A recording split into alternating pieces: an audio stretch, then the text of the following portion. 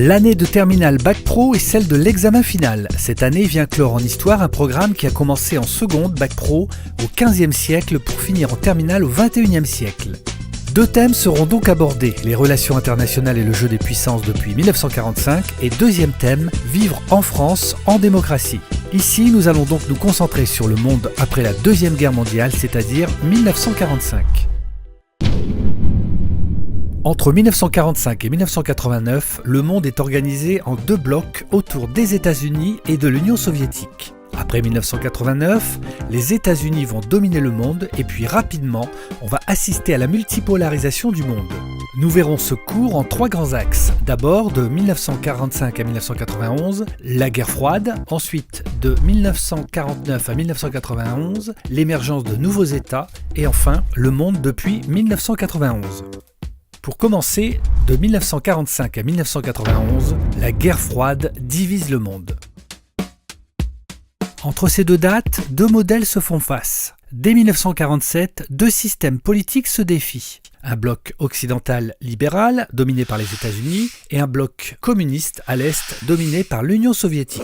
Nous assistons ici à un nouveau type de conflit. En effet, les blocs se renforcent par des alliances économiques. En 1947 à l'Ouest avec le plan Marshall et des alliances militaires avec la création de l'OTAN en 1949 et le pacte de Varsovie en 1955. En raison de l'arme nucléaire, la confrontation prend la forme de crises, comme le blocus de Berlin en 1948 ou de guerres indirectes avec par exemple la guerre de Corée entre 1950 et 1953. La guerre de Corée se poursuit.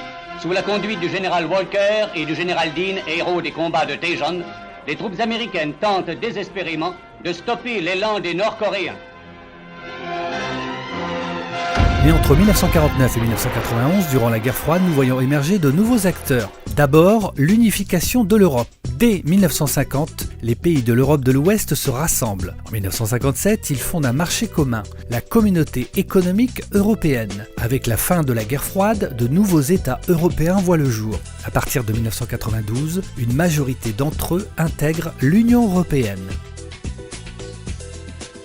Mais entre 1949 et 1991, un deuxième acteur entre en jeu. Il s'agit de la troisième voie. De nouveaux États issus de la décolonisation cherchent eux aussi à s'affirmer sur la scène internationale. En 1955, 29 pays afro-asiatiques se réunissent à Bandung et mettent en avant le non-alignement.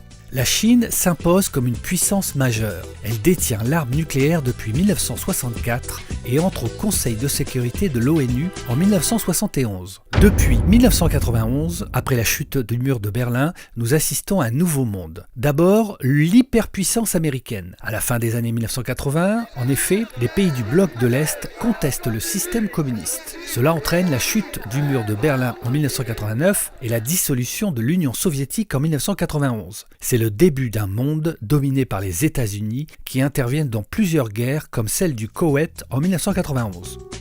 Mais depuis 1991, nous assistons aussi à la multipolarisation du monde. Des conflits multiples, la prolifération nucléaire et le terrorisme international rendent le monde plus instable.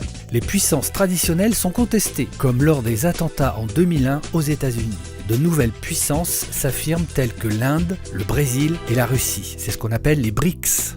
Récapitulons. Entre 1945 et 1991, la guerre froide divise le monde. Ce sont deux modèles qui se font face, USA, URSS.